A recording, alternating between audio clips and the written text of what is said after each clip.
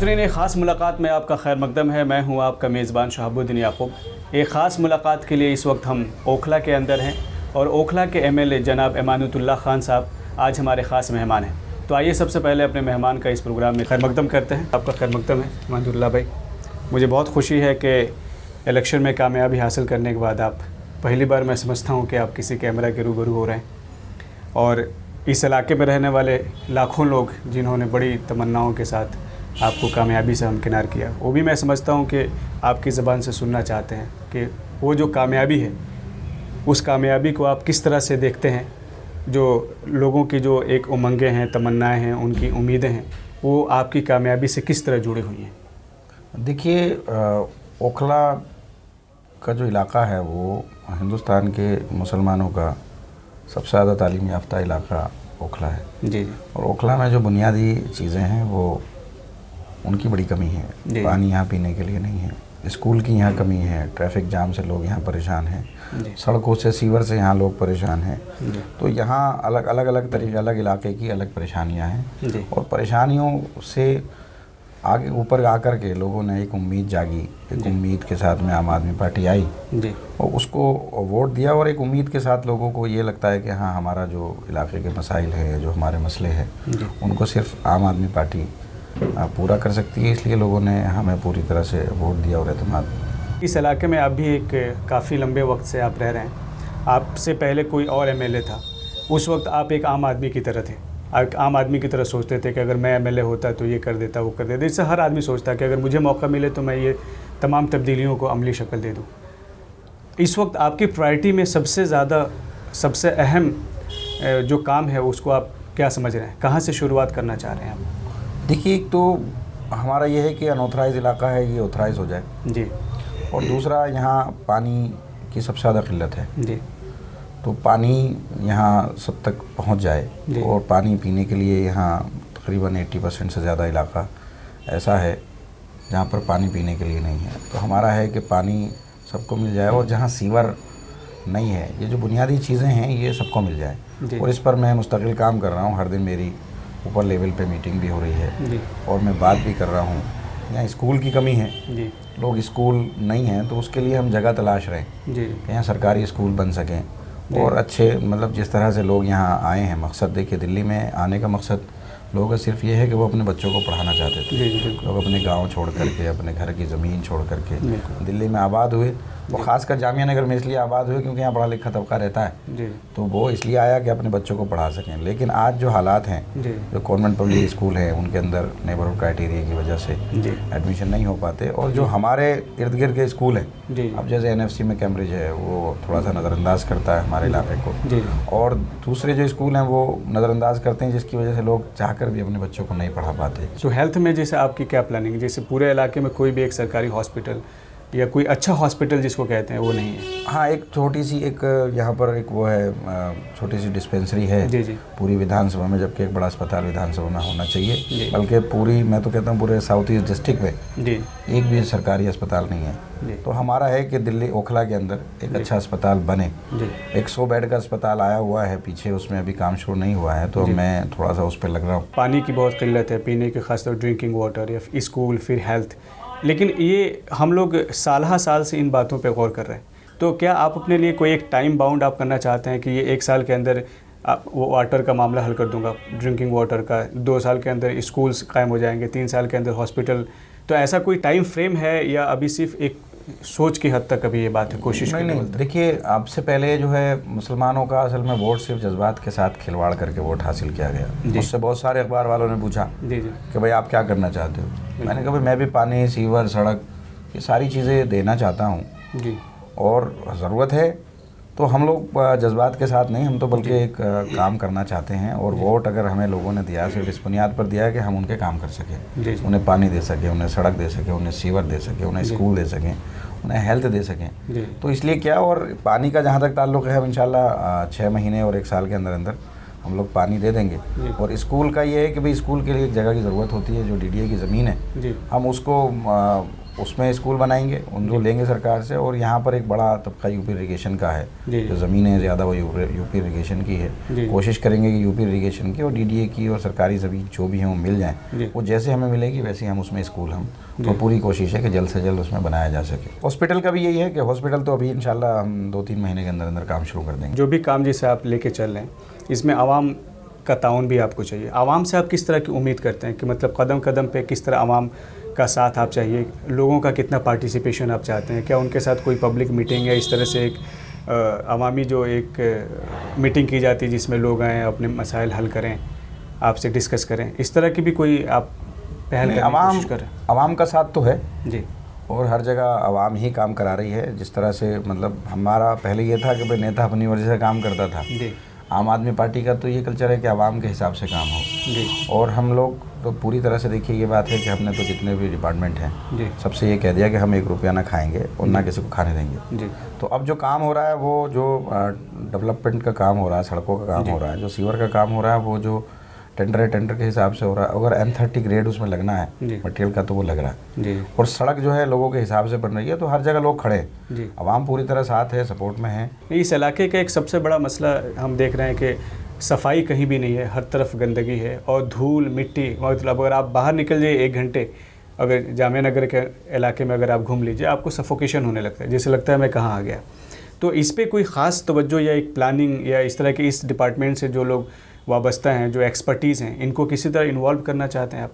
मतलब इलाके को एक खूबसूरत साफ़ सुथरा इलाका बनाने में क्या प्लानिंग है आपकी? देखिए जो यहाँ सड़कों का काम हुआ, पहले यहाँ सड़क जो थी वो बनती थी डामर की, जी, तारकुल की बनती थी, तो तारकुल से डस्ट नहीं उड़ता था। जी, लेकिन उसके बाद जो है वो सड़क बनी है सीमेंट की। जी, अब सीमेंट की सड़क में इस दर्जे का क्वालिटी यूज़ हुई कि उसमें जो है सीमेंट की जगह रेत और राख का इस्तेमाल हुआ, जी, जो वो नीचे से निकलने लगा। और वो इतनी बारीक होती है कि वो धूल की शक्ल इख्तियार कर लेती है। जी, और जो झाड़ू लगती है यहाँ सिर्फ कूड़ा साफ होता है, मिट्टी साफ नहीं होती। जी, लेकिन अब जब हम आए तो मैंने तमाम MCD के जितने भी एहलकार हैं, जी, उसमें DC है, कई मीटिंग मेरी DC से हुई, SS है, XCN है, सफाई वाले, इन सब से बात हुई। तो अब कुछ कमी आई है। अगर आप देखेंगे पहले के मुकाबले में जी, अब सड़कें साफ़ ज़्यादा हो रही हैं। जी, और हम लोग तो खुद उनसे कहते हैं भाई हम लोग खुद साफ़ करेंगे आपके साथ चल करके। जी, और ये बिल्कुल ठीक है कि यहाँ गंदगी है।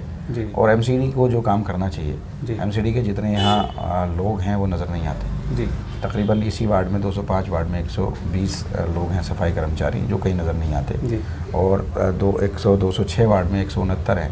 और अकेले JJ कॉलोनी में 60 हैं। तो कहीं नज़र नहीं आते कि बड़ा मसला है। और यहाँ के जो और काउंसलर्स हैं और जो MCD के लोग हैं उनको भी चाहिए कि सफाई सबसे अहम चीज़ है और वो साथ दें। लेकिन यहाँ तो एक बिल्कुल गुट सा बन जाता है कि काउंसलर की कहीं कोई सपोर्ट नज़र नहीं आती। एक MLA के तौर पर जाहिर बात है आप उन पर दबाव तो बना सकते हैं, या जैसे MCD के जो लोग हैं जो काम नहीं कर रहे हैं, जैसे आपने बताया इतने कर्मचारी हैं, तो इनको काम पे लाने के लिए क्या किसी तरह की सख्ती भी आप कर सकते हैं आगे चलकर? अब देखिए हाल ये है MCD का तो कि MCD ने कल एक गली नंबर 3 जाकिर नगर में एक सड़क बनाई जिसमें जल बोर्ड ने पाइप डाला, जी, LNT ने, और उसका पैसा जो है सड़क बनाने का जल बोर्ड ने MCD को दे दिया। MCD ने वो सड़क बनाई। उस सड़क पे उसने जो है वो ग्रेड M20 लगना था, लेकिन उसने एक अलग से पैच बना लिया जहाँ से वो चेक कराएगा। मैंने खुद देखा, मैंने उसका फ़ोटो मेरे पास है। वहाँ पर उसने पूरा 4 या 5 इंच पूरा मटेरियल डाल दिया, बाकी 2 इंच डाला।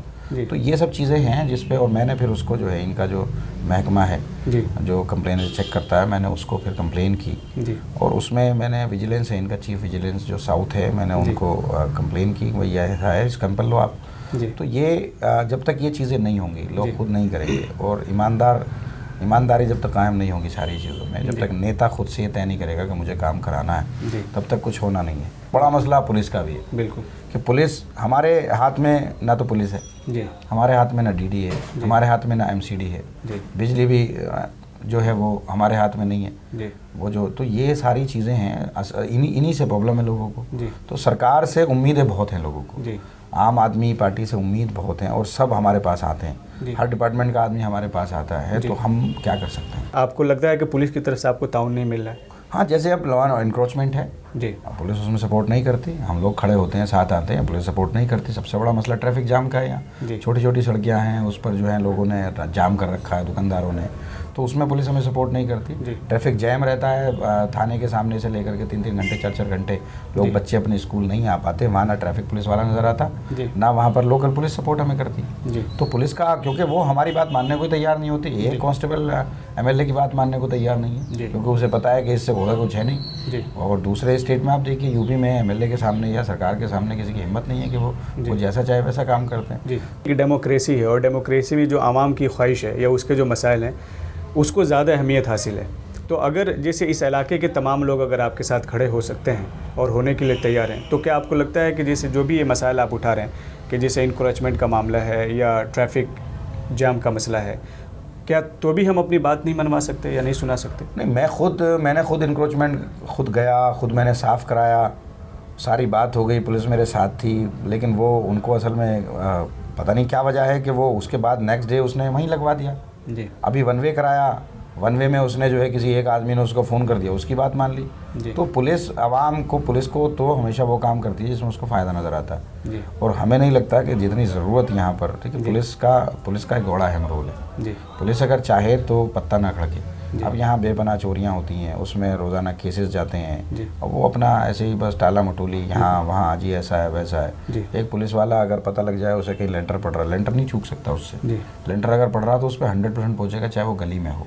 लेकिन अगर वहाँ पर कुछ चोरी हो जाए, डाका डल जाए, गाड़ी चोरी हो जाए, 10-10 20-20 गाड़ियाँ एक दिन में यहाँ 10-10 चोरियाँ हो जाती हैं, उसमें उनका बिल्कुल कुछ नहीं। लेकिन ये तो आपके लिए मुस्तकबिल में मसला हो सकता है, इसलिए कि उम्मीदें लोगों ने आपको वोट दिया और आपसे उनकी उम्मीदें हैं। कल को अगर आप ये कहते हैं कि भाई पुलिस ने मुझे साथ नहीं दिया या एमसीडी हमारे हाथ में नहीं है, तो लोग तो फिर एक तरह से मायूस हो जाएंगे।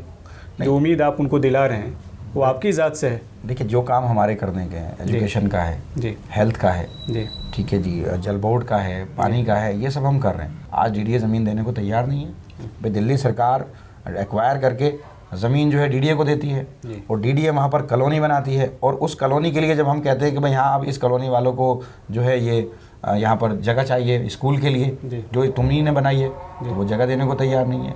अगर वो कहें कि इनको चाहिए जो है हेल्थ सेंटर चाहिए, तो वो हेल्थ सेंटर देने को जगह तैयार नहीं है। तो ये सारी चीज़ें हैं जिसमें कहीं ना कहीं दिल्ली के लोग सफ़र कर रहे हैं, और हम लोगों के साथ जिस तरह से एतमाद के साथ हम लोग को आम आदमी पार्टी को आवाम लाई है, उससे हमसे उम्मीद है, और हम उसको हर मुमकिन कोशिश करेंगे जो हमने वादे किए हैं 100% उनको पूरा करें। इतना बड़ा इलाका है जहां मेरे ख्याल से 5-7 लाख लोग तो रहते ही हैं, लेकिन इस पूरे इलाके में कोई एक भी पार्क नहीं है कि जहां बच्चे खेल सकें, जहां बूढ़े सुबह जाके टहल सकें।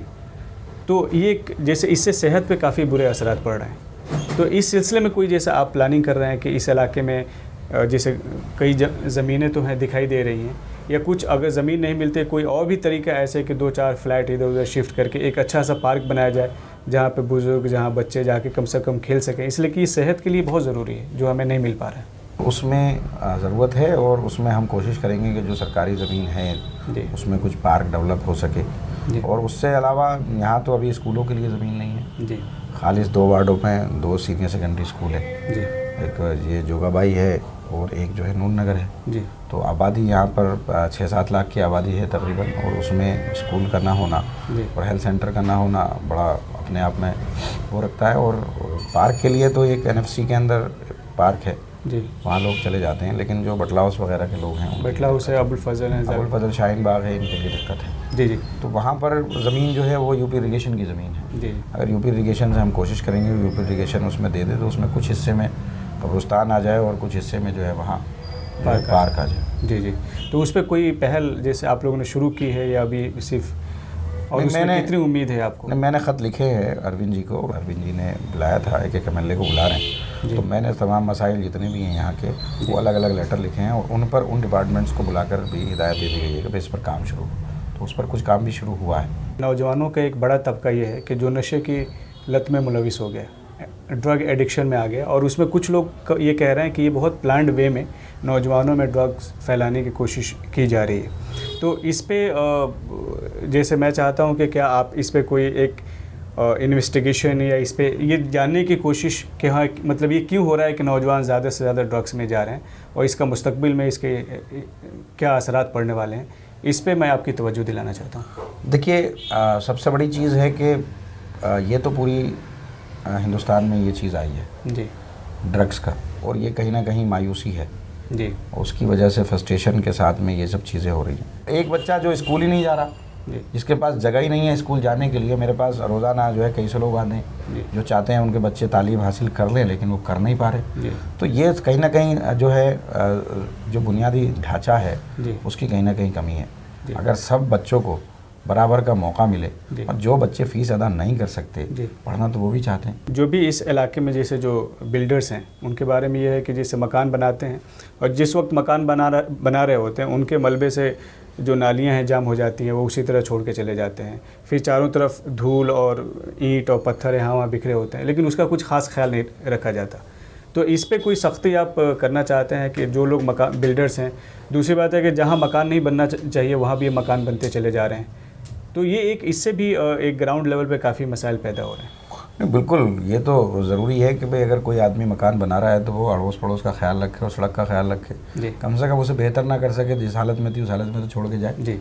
और उसमें सबसे बड़ी ये है कि जो मकानात बन रहे हैं उसमें पार्किंग की कमी है जी। अब जितनी आप मकान बना रहे हो, जितनी आपके यहाँ गाड़ियाँ हैं, वो पार्किंग उतनी आपको मकान के अंदर बनाना चाहिए, लेकिन वहाँ उसकी कहीं ना कहीं कमी है, जिसकी वजह से गाड़ियाँ सड़कों पर रहती हैं और जिसकी वजह से पूरा ट्रैफिक भी जाम रहता है और गाड़ी के नीचे जो गंदगी है वो साफ़ भी नहीं हो पाती। तो ये एक बड़ा मसला है और इसको सरकारी तौर पर कोशिश करेंगे कि कहीं किसी जगह में जैसे ट्रैफिक, जैसे आपने कहा कि अगर आप रोड के किनारे चले जाइए, दोनों तरफ गाड़ियाँ खड़ी हैं, जो इतना चौड़ा रोड था वो इतना पतला रोड हो गया है। तो ये गाड़ियाँ हटाने के लिए जैसे कोई कोशिश, या आपको लगता है कि मतलब कोई एफर्ट कामयाब हो सकती है? पीछे हमने कोशिश की थी जी, सड़क सबको साफ़ चाहिए जी, लेकिन ख़ुद कोई करने को तैयार नहीं। अगर उसकी गाड़ी सड़क पर लगी है तो वो नहीं हटाएंगे जी। जब हटाने जाएंगे तो वो खिलाफ हो जाएंगे, हमसे बात करेंगे, हमारे पास आएंगे। मैं बताऊं कि मेरे पास अगर मेरी 50 मीटिंग होती हैं तो 50 में से 40 मीटिंग में लोग जो है इंक्रोचमेंट की बात करते हैं। पुलिस के साथ मीटिंग होती है, लेकिन जब आता है मसला तो सबको साथ देना चाहिए और कोऑपरेशन करना चाहिए। और यहाँ के जो लोकल लीडर हैं, जो उनको भी चाहिए कि ये एक बड़ा मसला है, लेकिन वो भी कहीं ना कहीं आड़े आते हैं। सड़क पर कोई ठेली वाला ना लगाए, किसी को हक नहीं है कि किसी का रास्ता रोकने का। यहाँ पर बटला हाउस के अंदर पीछे अभी तकरीबन 10-15 दिन पहले गाड़ी में ही एक डिलीवरी हो गई, वो अस्पताल तक नहीं पहुंच पाए। अभी एक पीछे मर्डर हुआ, उसमें खुद एसएचओ और डीसीपी जो है 1.25 घंटे तक जाम में फंसे रहे। तो ये सब चीज़ें हैं, इसमें कहीं ना कहीं लोगों को कोऑपरेट करना चाहिए। और सड़क पर किसी को भी हक नहीं है कि किसी का सड़क रोके। जो ठेली वाले थे उनको तो आपने हटा दिया, लेकिन जो गाड़ी वाले थे उनको आपने वैसे ही छोड़ दिया? नहीं, ऐसा नहीं है। एक दिन हटाया, उसी दिन शाम को कितना टाइम लगेगा भाई? मैंने तो दिन में हटाया और 1 घंटे बाद वो आ गए जी। और उसमें उनसे कहा जा रहा था गाड़ी वालों से कि उन्होंने कह दिया हाँ जी ठीक है हम तैयार है, गाड़ी भी साइड कर लेंगे। तो उसमें ठेली वालों को हटाना मकसद नहीं था हमारा। ठेली वालों से ये कहा था कि आप सड़क छोड़ करके आप साइड में लगा लीजिए, इस रास्ते को, मेन रोड जो है इसको छोड़ दीजिए, क्योंकि एक ही तो रास्ता है। उस रास्ते पर अगर आप बैठ जाएंगे तो लोग कहाँ से जाएंगे? मुस्तकिल बड़ी परेशानी है। तो हमने कहीं भी किसी को हटाया या बेरोज़गार हमने नहीं किया था। इन लोगों ने तो हमें इतना ही मौका नहीं दिया कि हम उनको वहाँ से मुतबादल जगह दे देते। हमने जगह बता दी थी कि भाई आप यहाँ लगा लो।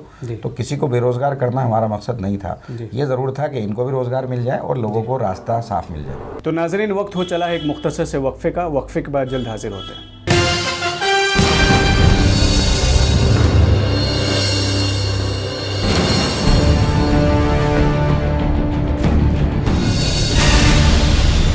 नाज़रीन, वक्फे के बाद फिर से आपका खैर मकदम है। इस वक्त एक ख़ास मुलाकात में हमारे ख़ास मेहमान हैं एमानुतुल्लाह खान साहब, जो ओखला के एमएलए हैं।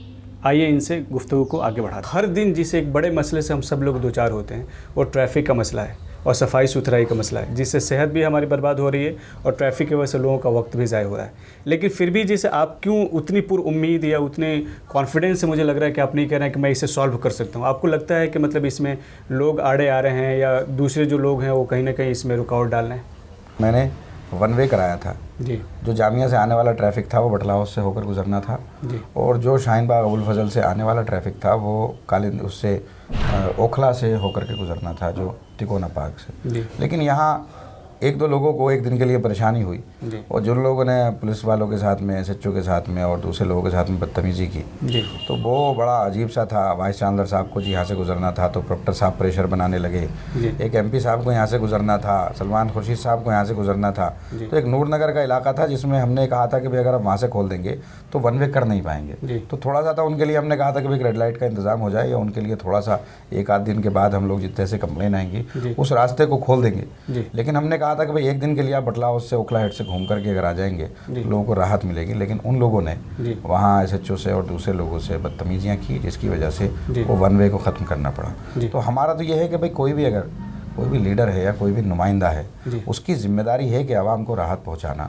अगर कोई राहत पहुंचाने की कोशिश कर रहा है, चाहे वो मैं हूं चाहे कोई और हो, तो हम सबको मिलकर उसका साथ देना चाहिए। क्योंकि ट्रैफिक जाम एक बड़ा मसला है। लोग रोज़ाना 2-2, 3-3 घंटे उसमें जाम में फंसते हैं और कोई रास्ता हमारे पास वन वे के अलावा नहीं था। क्योंकि इधर मेट्रो का काम चल रहा है। मैंने मेट्रो वालों को बुलाया हुआ था, मैंने इन सबको बुला करके ये तय किया था कि भाई वन वे इसमें किया जाए और लोगों की बड़ी डिमांड थी। अबुल फजल शाहीन बाग और बटला हाउस के लोगों का था कि वन वे के अलावा कोई रास्ता नहीं है जिससे, लेकिन अगर एक भी आदमी कोऑपरेट नहीं करता है तो सबको परेशानी होती है। दिल्ली के कई इलाके ऑथराइज हो गए लेकिन हमारे इलाके उसी तरह रह गए। हमें उम्मीद तो दिलाई जाती है तो, लेकिन फिर बाद में एक सियासत हो जाती है। ये यहाँ की 7 कॉलोनियाँ बटला हाउस, जाकिर नगर, जोगाबाई, महबूब नगर वगैरह की कॉलोनियाँ आसार कदीमा से यहाँ ऑब्जेक्शन है जी, जिसकी वजह से ये 1600 कॉलोनियों में नहीं आती। उनसे बात करनी है ताकि वो नो ऑब्जेक्शन सर्टिफिकेट देते हैं और ये कॉलोनी भी हम 1600 कॉलोनियों की तरह ऑथराइज कर दें। बाकी एक ABCD है वहाँ पर भी वो भी ऑथराइज नहीं है। बाकी उसके अलावा पूरा इलाका जो है वो अनऑथराइज रेगुलाइज इलाके पे है और वो सारा ऑथराइज होगा। लेकिन यहाँ जो ऑब्जेक्शन है इस पर भी हम काम करेंगे। इंशाल्लाह ये भी इलाका ऑथराइज हो जाएगा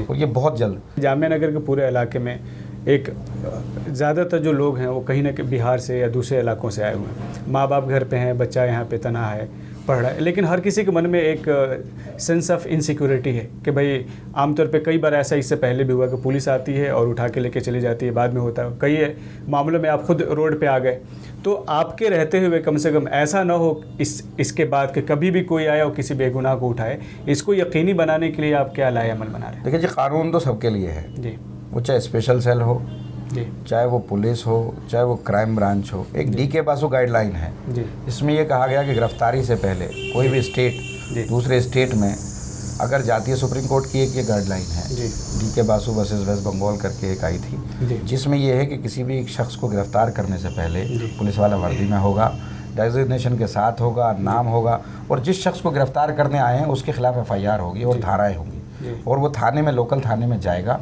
वहाँ पर जाकर के वो एंट्री करेगा कि मैं इस शख्स को इस दफ़ा के तहत गिरफ्तार करने आया हूँ। वहाँ से लोकल पुलिस को साथ लेगा, जाएगा उसके रिश्तेदारों को वहाँ पे कहेगा कि मैंने इसको इन दफ़ाओं के तहत अरेस्ट किया है। थाने में आएगा, दोबारा एंट्री करेगा और वो पुलिस वाला जो उसके साथ जाएगा उसका भी नाम चढ़ेगा कि इसकी मौजूदगी में, और अगर FIR नहीं है उसके खिलाफ तो उसको हक नहीं है उसे गिरफ्तार करे। फिर 160 का नोटिस दे करके उसको जो है डिटेन करेगा और डिटेन करने के बाद फिर दोबारा छोड़ेगा पूछताछ के लिए। लेकिन अगर फ्यूचर में जैसे ऐसा कभी होता है कि कोई आता है किसी को उठा लेता है, तो उस वक्त लोगों को या उस घर के लोगों को क्या करना चाहिए? भाई देखिए, उनसे FIR पूछे किस मुकदमे के तहत आप गिरफ्तार करने आए हो, और अगर ऐसा नहीं है तो फिर उसको हक नहीं है कि गिरफ्तार करे वो। और ये जबकि कानून है, सुप्रीम कोर्ट हर थाने के अंदर लिखा हुआ है DK बासु गाइडलाइन, और उस गाइडलाइन का इम्प्लीमेंट करना हर थाने की जिम्मेदारी है। और यही नहीं होता, अगर सिर्फ ये इम्प्लीमेंट होना शुरू हो जाए तो एक भी बच्चा गिरफ्तार नहीं होगा, क्योंकि ये लोग तो पहले पकड़ते हैं, फिर उसके बाद उस पर डंडा बजाते हैं, फिर उसका अपनी मर्जी से लिखवाते हैं, साइन कराते हैं ब्लैंक पेपर पर, फिर उसके बाद साबित करते हैं। तो ये जबकि कानून ये कह रहा है कि अगर किसी पर कोई FIR है ही नहीं, वो मुकदमा ही नहीं है, तो आप उसको गिरफ्तार नहीं कर सकते। अगर पूछताछ शक की बुनियाद पर लेकर जा रहे हैं तो आप 160 का नोटिस देंगे उसको और उसको जो है पूछताछ के लिए लेकर जाएंगे और वो भी सामने ले जाएंगे, हाँ जी, और एंट्री करके ले जाएंगे। तो हमारा तो सिर्फ ये कहना है कि हम लोग कानून सबको मानना चाहिए, पुलिस को मानना चाहिए। DK बासु गाइडलाइन ओखला में इम्प्लीमेंट होती है अल्हम्दुलिल्लाह, हमने कराई है। और आपने सुना होगा कि पिछले ज़माने से यहाँ पर कोई बेकसूर गिरफ्तार हुआ भी नहीं है। जी। सेकेंड लाइन लीडरशिप के लिए आप जैसे आप कुछ कोशिश कर रहे हैं कि आपके साथ साथ नीचे भी आपकी तरह और भी लीडर्स हैं या नौजवान जो लीडरशिप है उसमें कोई पहल हो और सेकेंड लाइन लीडरशिप तैयार हो? नहीं, अब आना है। देखिए, हमारा तो ये है कि जो भी काम करना चाहते हैं उनको आगे आना चाहिए, और हमें बिल्कुल पूरी तरह से जो भी लोग हैं अच्छे लोग जब तक आएंगे नहीं, समाज सुधरेगा नहीं। सुधार होगा नहीं। अच्छे लोगों का आना बड़ा ज़रूरी है, चाहे वो नीचे हो चाहे ऊपर हो। अगर मेरे मुकाबले में कोई मुझसे अच्छा अगर आता है तो हम उसको आगे ले आएंगे। हम लोग को इसलिए तो आए नहीं कि हमें सत्ता चाहिए, हमें पैसा चाहिए, हम लोग सत्ता के लॉबी हैं, ऐसा कुछ है नहीं हमारे साथ में। हम लोग तो बिल्कुल है कि भाई जो भी अच्छा काम कर सके, मेरी जगह पे अगर कोई और आता है तो मैं उसको आगे ले आऊँगा, कोई और मुझसे ज़्यादा ईमानदार अगर नज़र आता है तो मैं उसको आगे ले आऊँगा। आम आदमी पार्टी के जो वर्कर्स आपके इलाके में हैं, जो आपके साथ कदम से कदम मिला के चल रहे हैं, उनके लिए आपका क्या पैगाम है? और जो आम लोग हैं इस इलाके में रहते हैं, उनके लिए आपका क्या? अभी तक तो सब हमारे साथ ही काम कर रहे हैं। देखिए जी, हम पे भी पैसा तो है नहीं, और वो बेचारे परेशानी में हो कैसे भी हों, वो लोग अपने जेब से खर्च करके अपने घर को छोड़ के, कारोबार को छोड़ के और अपने बीवी बच्चों को छोड़कर हमारे साथ काम कर रहे हैं। और हम पे कुछ है नहीं देने के लिए, तो वो बेचारे यही हैं कि वो लोग भी सिर्फ इसलिए कि वो भी चाहते हैं कि करप्शन ख़त्म हो, समाज सुधरे, इलाके का सुधार हो, हिंदुस्तान का सुधार हो, इस नियत से वो काम कर रहे हैं। उनको कोई लोभ लालच मुझे तो नज़र आता नहीं है। और आम आदमी पार्टी का जो वॉलंटियर है वो मुल्क को सुधारने की नियत से पार्टी के साथ है, और उनको मालूम है कि हम सब लोग अगर हम कुछ गलत भी करते हैं तो वो हमें पकड़ लेते हैं। तो वो लोग तो पूरी तरह से हमसे ज़्यादा मजबूत लोग हैं। आम लोगों के लिए जो इस इलाके में रहते हैं उनके लिए कोई ख़ास पैगाम आपका? लोग साथ दें, लोगों को समझें, जो चीज़ें गलत हो रही हैं उस पर रोक लगाएं, उनसे बात करें। और नशे का जो चीज़ें चल रही हैं अपने अड़ोस पड़ोस में, अगर एक आदमी अपने अड़ोस पड़ोस की जिम्मेदारी ले ले, अपने घर की जिम्मेदारी ले ले, तो मुझे लगता है कि समाज के अंदर कहीं ना कहीं सुधार आ जाएगा। खासकर पढ़े लिखे तबके की जिम्मेदारी बनती है कि वो अपने इर्द गिर्द के माहौल को ठीक करे। अगर कहीं कोई गड़बड़ हो रही है तो कोई ऐसी कमेटी बना करके वहाँ तश्कील करें, लोगों से बात करें, और ये सब होगा तो सुधार ज़रूर होगा। इस इलाके में गरीबों का भी एक बड़ा तबका रहता है। जैसे बहुत सारे लोग हैं, उनके पास मसाइल है, वो जानते हैं आपके पास आ जाते हैं, लेकिन जो गरीब है, जिसके पास न कोई जॉब है, न रहने के लिए कोई घर है, न उसका कोई पुरसाने हाल है, उसके लिए कुछ आप ख़ास तरह से कोई फ़ंड बनाना चाहते हैं, या उनको ख़ास तौर पे कोई आप तरजीही बुनियाद पर उनके लिए कोई कदम उठाना चाहते हैं? अब देखिए, जो गरीब तबका है उसके लिए EWS है, फूड सिक्योरिटी कार्ड है, वो असर से अस्पताल में इलाज कराना चाहते हैं, हम करते हैं, उनके लिए एडमिशन है, EWS का एडमिशन है, लेकिन वो थोड़ा सा कम है। लेकिन हम लोग तो उनके पास खुद जाते हैं, जो उनकी ज़रूरत है सबसे पहले सुनते हैं। हमारी पार्टी का जो मेन वोटर है वो तो गरीब है, और गरीब वोटर हमारे साथ पूरी तरह से, हम उनके साथ हैं। OkhlaHeadlines.com clean Okhla green Okhla का एक मूवमेंट शुरू करना चाहता है, उसमें आपकी तरफ से क्या ताउन आप कर सकते हैं? जो भी ताउन चाहेंगे वो हम उसको देंगे इंशाअल्लाह। अगर साथ चलकर झाड़ू लगाने की बात आई तो मैं खुद झाड़ू लगाने के लिए तैयार हूँ इंशाअल्लाह। लेकिन इस इलाके को एक मिसाली इलाके बनाने का आप अज़्म रखते हैं? बिल्कुल, हम लोग अब एक कोशिश करेंगे कि हफ्ते में एक दिन हम तमाम वॉलंटियर्स के साथ किसी न किसी इलाके को साफ़ करें। मैं खुद साफ़ करूँगा, झाड़ू लगाऊंगा। हम लोग पूरा ये अहद बनाएंगे इंशाअल्लाह। हम अपने वॉलंटियर्स को बुला करके ये एक तय करेंगे इनसे कि अपना काम धाम छोड़ के कम से कम इतवार का ही दिन 2 घंटे 4 घंटे यहाँ का MLA अपने वॉलंटियर्स के और आवाम के साथ मिलकर किसी ना किसी इलाके को इंशाअल्लाह हफ्ते में एक दिन हम ज़रूर झाड़ू से साफ़ करेंगे इंशाअल्लाह। तो बहरहाल आपने हमसे गुफ्तगू की, आपने कीमती वक्त आपने दिया, इसके लिए बेहद बेहद शुक्रिया। तो नाज़रीन, ये एक ख़ास मुलाकात थी अमानुतुल्लाह खान साहब के साथ, जो ओखला के MLA हैं, और आपने इनकी पूरी गुफ्तगू में देखा कि जिस तब्दीली के लिए आपने कदम बढ़ाया था और इनके साथ कदम से कदम मिला के चलने की जो आपने कोशिश की थी, उस कोशिश में ये किस तरह से आगे बढ़ने की कोशिश कर रहे हैं, और इस इलाके को एक मिसाली इलाका बनाने का इनका अज़्म कल से ज़्यादा मजबूत दिखाई दे रहा है। इसमें ज़रूरत इस बात की है कि कदम से कदम मिलाकर आप चलिए और इनका साथ दीजिए। बहरहाल अगले एपिसोड में आपसे फिर मुलाकात होगी, तब तक के लिए खुदा हाफिज़।